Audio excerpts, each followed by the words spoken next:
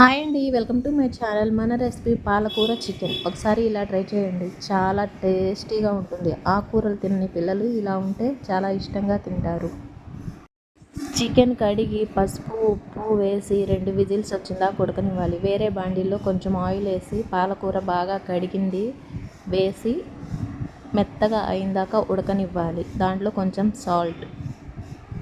వేరే బాండీ తీసుకొని దాంట్లో 2 టేబుల్ స్పూన్లు ఆయిల్ వేసుకొని దాంట్లో తరిగిన ఉల్లిపాయలు, టమాటా, పచ్చిమిర్చి వేసి కొంచెం మగ్గనిచ్చి పసుపు ఉప్పు వేసి బాగా మగ్గనివ్వాలి. మగ్గిన తర్వాత మనము ఉడకబెట్టుకున్న పాలకూర మిశ్రమాన్ని దీంట్లో కలపాలి. వాటర్ కావాలంటే ఈ స్టేజ్లో అడ్జస్ట్ చేసుకోవచ్చు. 2 కలిపిన తర్వాత కొబ్బరి, అల్లం, వెల్లుల్లి ముద్దగా దంచుకొని వేసుకోవాలి. వేసి కొంచెం బాగా ఉడికిన తర్వాత 2 టేబుల్ స్పూన్లు కారం, మన టేస్ట్కి తగ్గట్టు వేసుకోవచ్చండి. కారం పచ్చి వాసన పోయిందాకా ఉంచి ఉడకబెట్టుకున్న చికెన్ వేసి ఒక్క 2 నిమిషాలు బాగా ఆయిల్ పైకి వచ్చిందాకా ఉడకనివ్వాలి. అంతేనండి, ఎంతో టేస్టీగా ఉండే మన పాలకూర చికెన్ రెడీ.